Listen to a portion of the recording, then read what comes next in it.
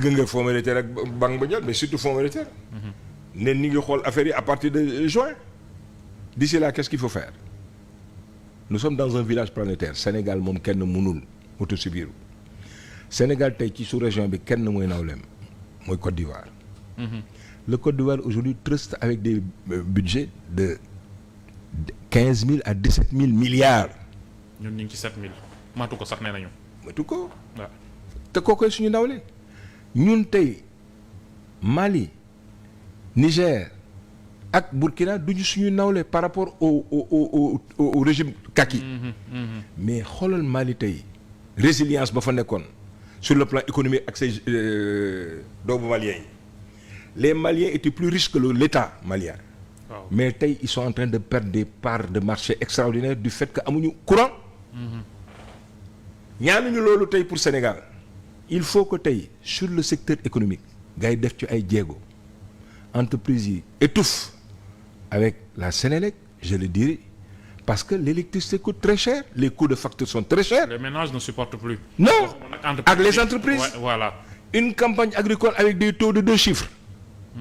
volonté politique ñi di door a yegsi banques yi ne jouent pas le jeu 11% nañ lay jox 11,5% pour nekk dans le secteur pour une campagne agricole su yàqul du defar kon su dee da nga bëgg tey autosuffisant soo bëggee mesure d'accompagnement yi industrialisation bi taxaw les coûts de facture il faut nga régler ko soo régler loolu il faut que nga am comme il tente de le faire racheter la société générale ce serait une excellente initiative dans ce cadre-là. Mais promouvoir l'entreprise. Mais pourtant les entreprises ñi ngi jàmbat depuis que ñii ñu nekk fi xëy na héritage am na ci mais le discours tenu par ces nouveaux dirigeants aussi est-ce qu'il est rassurant ci xoj yu metti yi par rapport ak difficultés et autres ñi ngi leen di tooñ sax naan loolu lañ xam parce que déformation professionnelle la. waaw ay daggkatu juuti. voilà comme dit Bougane. dégg naa loolu yëpp xam nga ñoom ils sont confrontés aujourd'hui aux dures réalités du pouvoir. et tey ku war a tiit ñoom la xam nga lu tax. parce que sénégalais deseetuñ leen dara. ils leur ont tout donné. mais l'économie mooy tirer lépp des impôts am na solo mais ci kaw ki ko mën a fay. mais soo doon jaay tey saako ceeb 5000 francs am na ci kër gu mu métti parce que amul ku fay xëy. il faut que ñu waxtaan ak booy des discours de rupture mënuñu sukkaliser Dakar ak Sénégal Colobane foo ramba sukk la à ciel ouvert mënul nekk. il faut que ñu faire renaître encore Prodac donte tur bi metti na su ko gars yi war a changer.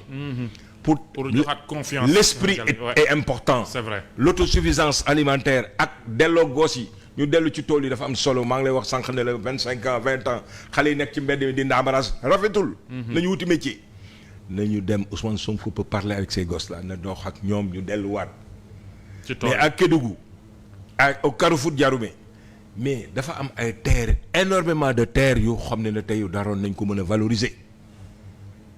soo odoo tey Mabouba ni mu mën.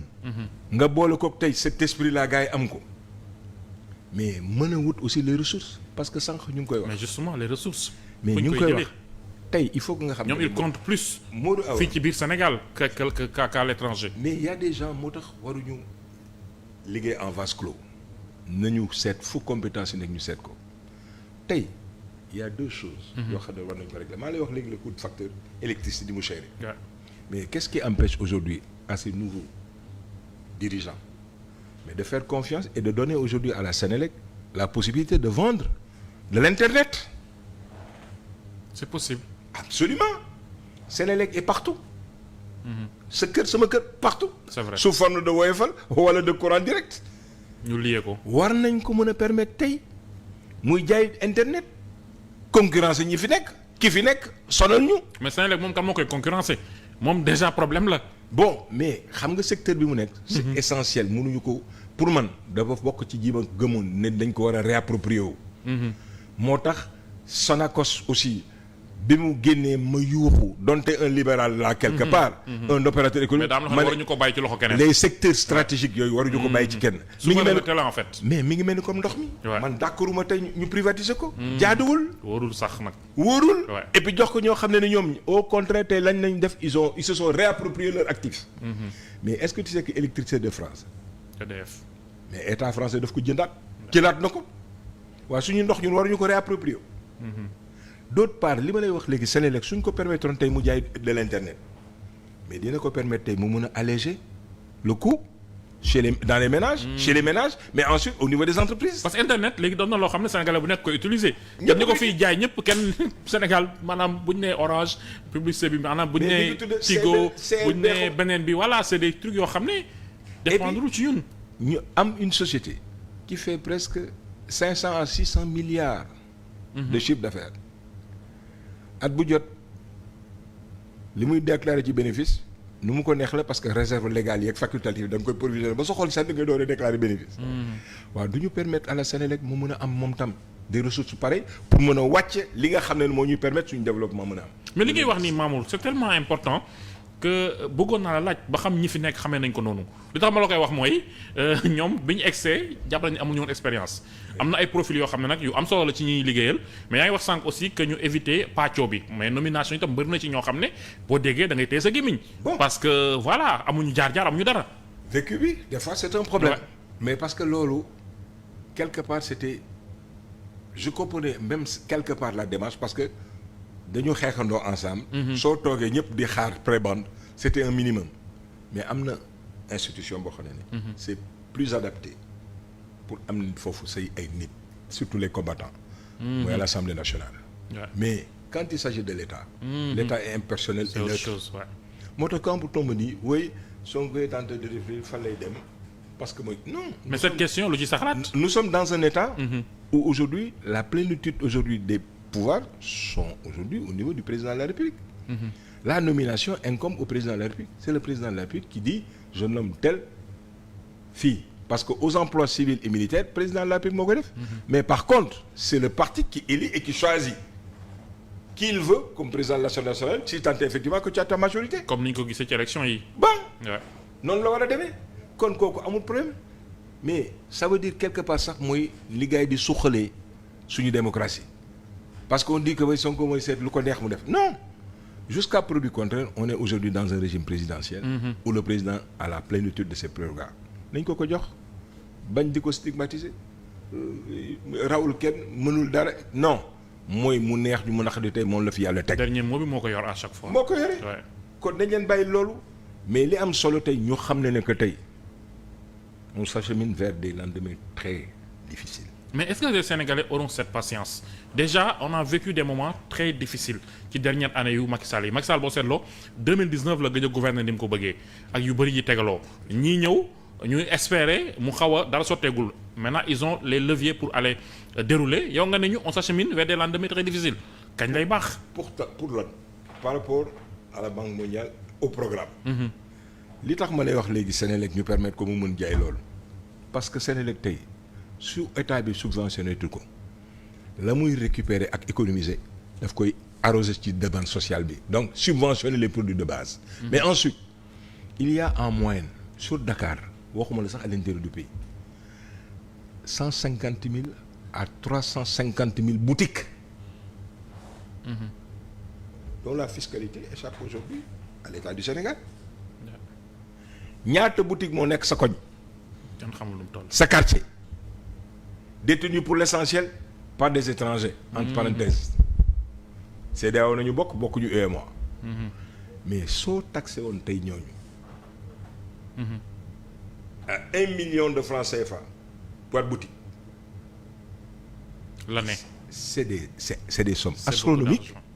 confié à la caisse de dépôt et consignation chaque fois soo ko soxla mais gars yi mën la abal xaalis yow état. li tax may lay wax yooyu c'est par rapport au court terme. il faut que ñoom ñu am des recettes. ñu wut fu ñu wutee xaalis rapidement. mais tey la fiscalité échappe carrément sur la mais yaa ngi totalité de wax 350 boutique yi yaa ngi wax boutique yi mais même la location néew na ci ñu répertorier nañu def location donc boobu tamit c'est une fiscalité qui échappe carrément qui échappe État. aujourd'hui Ouais. qui échappe carrément kooku c'est un problème. L'autre fiscalité qu'il faut avoir mais il faut ñu xoolaat ko. tey dans le secteur aujourd'hui alimentaire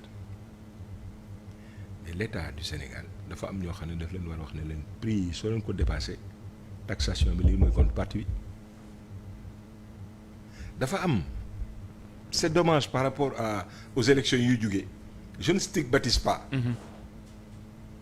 Mais nous sommes le seul pays aujourd'hui où effectivement da ngay ñëw ne da ngay def business doo fay bas de porte mais en France tey soo fa bëggee nekk épicier da ngay fay da nga am caution booy fay. Au Gabon soo soxlaa dafa am looy fay. mais tey. mais loolu sax sori na Sénégal entrée bi rek déjà dafa yomb ci ñu bëree bëri.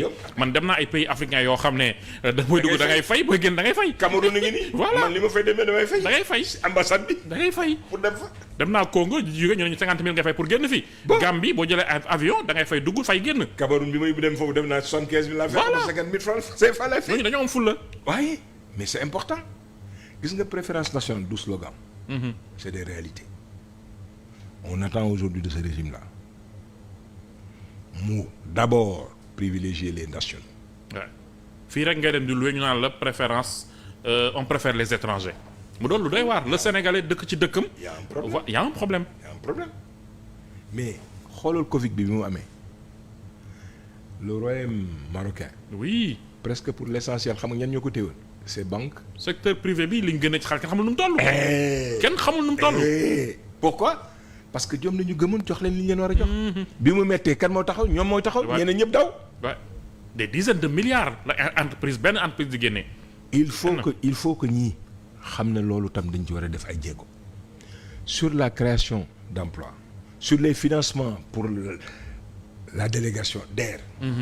esprit bi mu nekk ak li muy déroulé mais c'est une excellente chose pour autant qu'on lui donne aussi les moyens de sa politique loolu yëpp dañ koy régler les ASC. leur donner un contenu économique par ces taxes-là.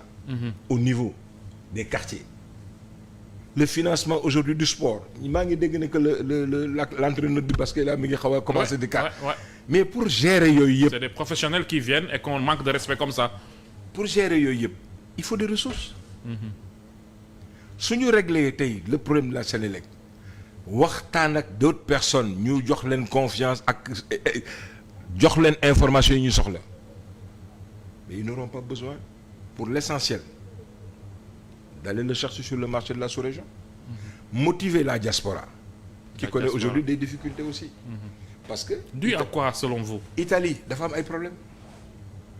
Les pays d'immigration de forte immigration Italie Espagne États-Unis ak ka fa lu ku bees ka fa nekk. nee na day dàq ñëpp. on risque d'avoir des pans entiers de nos gosses là qui étaient partis là-bas dellu si waat parce que kooku amul état d'âme. Mais sur l'Italie et sur l'Espagne c'est parce que c'est des pays qui sont confrontés aujourd'hui à des réalités. Valence gis nga temps yi li fa xew. ils ont de sérieux problèmes. Italie la même chose. fan la gars yi di mën a léegi am ressources yi nga xam ne dina leen permettre ñuy continuer di jàppale waa Sénégal. est-ce que waa Sénégal sax ñoo leen war a jàppale. parce que fii au moins avec la solidarité soo xiifee añ bekk reer bi foo dugg reer fa wala añ fa. mais ñoom. su waa ji yeewul 7 heures du matin ou 5 heures du matin dem liggéey fu muy jëlee xaalis mais on a une diaspora intellectuelle très au fait des choses. qui a thésaurisé de l'argent su ñu amee tey motivation dinañ mën a andi pour dugg dans les affaires ici ñooñu il faut nga dem seeti leen. boole leen ak kenn koo xam ne dina leen mën comprendre notre diplomatie aujourd'hui mais dafa sooxe trop. La diplomatie, oui, le Sénégal ne brille plus à l'international. Non. Yooyu laay j'attends man honnêtement de ce régime-là pour que mu corrige. mais bu ma la dégloo yi nga fi souligner yëpp comme problème héritage la et que ñii dañoo war a corriger donc. quelque part. maanaam ceux qui ont précédé ñi fi nekk tey ñoom ñoo ñu dugal situation bi ñu nekk nii mais ñi fi nekk est-ce que yaakaar ci ñoom mën na juddu dans l'immédiat c'est trop dire mais dans les peut-être. prochaines années yiy ñëw parce que xëy na li ñu war a jàng bëri na maanaam cette diplomatie bi nga xam ne elle ne brille plus la diaspora qui souffre est-ce que ñii ils détiennent à travers peut-être leur programme bi ñu jaay fan yee passé les solutions pour rendre ça meilleur. pour ce que j'ai lu. de leur programme articulé nañ ko teg nañ ko ci dara. renégociation ñuy wax. yenn nomination yi. c'est risqué parenthèse renégociation des contrats. non quand je parle moi de renégociation mooy yi nga xam ne ça permet quand même de waxtaan ci biir pour def ko mais li ñu signé ba pare paraphé ko séquencé ko mënuloo ko dindi. y a eu un problème ak waa Arabie Saoudite waroon na gérer. ndoxu xorom mi. ça a été une grosse bêtise. Ouais. c'est pas pour rien que sànq may wax ne il faut que ñu revoir non. l'Arabie Saoudite mooy suñu deuxième partenaire. en dehors de la France. pour des raisons aussi mais spirituelles. ñu nag Arabie Saoudite ni ñu mel. Makka gi rek dafay dem bu ñu téye woon. bon dootul baax. c'est-à-dire moi j'ai pas compris. Ouais. mais Macky Sall qui est signé cela mais il faut comprendre et puis dépasser loolu. ne pas s'attarder sur la signature de Macky Sall. maanaam lim ñuy yàqal moo gën a garaaw liñ ci mën a. mais heureusement que ils l'ont rectifié rapidement heureusement. parce que on ne peut pas nous se départir de l'Arabie Saoudite. pour plusieurs raisons. mënul nekk France mënul nekk. mais même France le discours était assez violent. mais avant. confronté aux réalités du pouvoir ouais ils apprennent. parce que la nga xamuloo ko mais li nga xas ba xam nga ni muy demee. du reniement. nous sommes dans un village planétaire et puis ñoom aussi ñaan nañu yàlla pour bañ a mel comme ñetti pays yooyu ma la wax. waaw jox ko ay militaires ñi ngi yàq tey réew mi ça aura des conséquences sur une génération. li xew aujourd'hui Mali. waaw si on ne prend pas garde ça va faire 50 ans sur le Niger et le Burkina Faso mais baaxul. mais population yi li ñuy vivre mënuma la ko wax. kon Sénégal tey benn nawle la am. qui commence à s'intéresser au Sénégal ci modèle de bi am alternance bi ñu def mais Ivoiriens yëpp ñu ngi teg bët ci tey li xew fii. entre Diomaye ak Sonko. c'est vrai. espoir boobu waruñu ko trahir li tax mënuñu ko trahir mooy d'abord la vérité qu'il faut dire aux Sénégalais. mais ensuite jéem sur l'économie. oui il faut que ñu def ci ay jéego sur le pouvoir d'achat des populations il faut que ñu def ci ay jéego wax ak nit ci ne leen lii moo tax ngeen war ko